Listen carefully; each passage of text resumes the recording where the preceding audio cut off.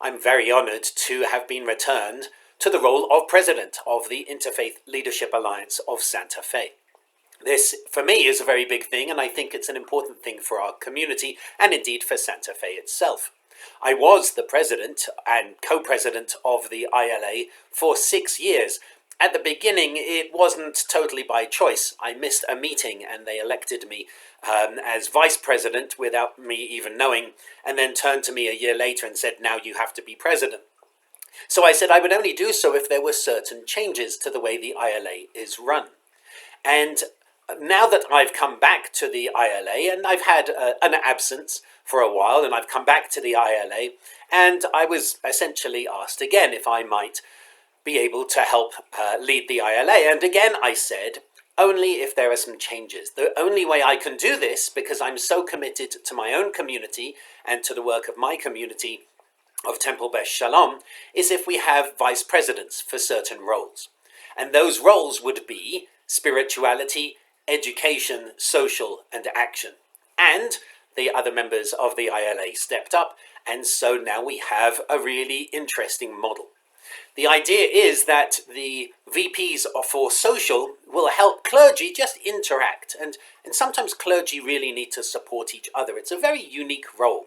The role of a rabbi, the role of a priest, the role of a pastor. It's a very unique role. It comes with its benefits and with its challenges. And actually having us sit together and just talk about those things is really important. But the social role is also between the members of our communities. I think we're still living in this shadow of COVID-19, of the pandemic, in which we are still very much in our bubble. And my hope is to really increase our social circles. That's why, for example, not this coming Sunday, but the following Sunday, we're meeting at the movies. We're going to see Contact. And you'll see that advertised in the e-digest that came out this week. We just want people to connect together. I think it's really important. That's one of the roles of a temple, one of the roles of community, to help people commune with each other. So the social VP will be in charge of members of different faith communities just spending time together, maybe having tea together, having food together. I mean, we're Jews, that's kind of what we do.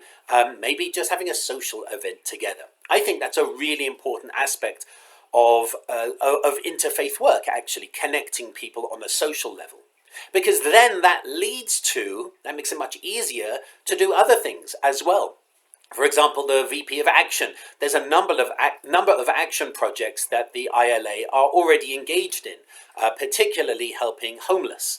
We know that it's getting extremely cold, and it's important to help house the homeless, take care of the homeless as much as possible. And so the interfaith community is doing a lot of that. And so the VPs for Action are helping communities across the Interfaith Leadership Alliance to connect and to act and to protect those who are most vulnerable in Santa Fe. And then there's education.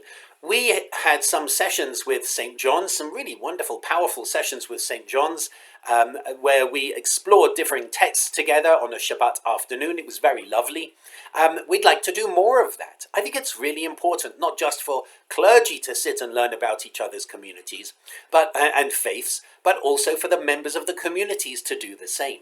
We had a panel here at Temple Beth Shalom quite a few years ago now, in which there was myself, there was the imam, and there was the archbishop. And we were asked really searching, challenging questions. It was a really interesting evening. I think it's really important for our community to be doing much more of that. And so that's what the VPs of Education are going to be helping communities do. And then something else which is really important to me is spirituality. And this particularly comes from the rally against racism that I organized in the plaza after Charlottesville, because we realized that we didn't have any shared liturgy, any liturgy that we could use quickly. And so one of the things that the VPs of spirituality are going to be doing is helping write shared liturgy. Liturgy that faith communities can use in some kind of shared ceremony. But more than that, my hope is that we're actually going to be inviting different faith leaders to write a prayer, an ILA prayer for the month, so that different ILA communities read that prayer, and we're able to turn around and say, this month's prayer, ILA prayer, was written by, for example, Rabbi Neil of Temple Beth Shalom, and then the other faith communities read it, and I read it, of course. And then this month's interfaith prayer was written by Reverend Gail Mariner from the Unitarian communities, and then everyone reads it. I think that's a really important way to bring an interfaith element into our services, which I also think is an essential part of our spirituality, that we're not just closed door, but we're actually able to include each other's worship or mode of spirituality. Of course, there are words and things that we in a synagogue wouldn't use, and so that's actually an important part of that spiritual training for clergy colleagues to say, okay, but you can't mention that in a prayer that's going to be read in a synagogue or a mosque or somewhere else. So we have to work on something that is powerful and meaningful without being so strongly based in one religion that it actually is difficult to read in others. So I think we're moving into a really exciting stage in interfaith connections in Santa Fe, because we're going to be, over the coming months, focusing on spirituality, on education, on action, and on socializing. And for me, this is really important, actually. It's Rabbi Jonathan Sacks wrote in his book, Dignity of Difference, in the first edition at least, in heaven there is truth, on earth there are truths. Truth with a capital T in heaven, but truths on earth. And people were very excited about him writing that, even though he took it out for the second edition. Reform rabbis turned around and said, we've been saying this for decades. This is exactly the point, that we understand differing people are able to access God in different ways. And that doesn't mean that our way is right and theirs is wrong. That would be extreme arrogance. It means this is our perspective, and we learn from each other's perspective. Rabbi Jenny, when she used to give talks to school students, and they used to ask, well, what does it mean to, why aren't you a church? Why aren't you this? She would describe it to these school students as, think of your journey to school. Some of you go by car, some of you go by bus, some of you go by bike, some of you walk to school. You all go to school through a different route, but you all end up in the same place. And she said, similarly, that's what we're doing. We're just taking a different approach, a different route to God, the one that is most appropriate to us, and then we all end up at the same place. And I think that's exactly the importance of interfaith work. Because what we do is we don't exclude ourselves and say, we don't want to know about your approach. We actually turn around and say, show me. Show me how it is that you're getting to God. Show me how it is that you're getting to that great mystery, that source of life that we're all trying to approach and understand. What's your response? What's your journey? And what can you teach me? And what can you teach me doesn't mean necessarily that you tell me what I should be doing. That's not what it is. In fact, sometimes you teach me helps me to understand I don't like that. And so that helps me to understand who I am. But it may be, however, that we do like it and that we bring it into services and that we bring it into the way that we interact in our community. There have been many times in sermons over the last 11 years that I've been here, there have been many times when I have shared words from interfaith colleagues because I learn from them, I grow from them. And we as a community are really coming back to learning and growing from the interfaith community as well.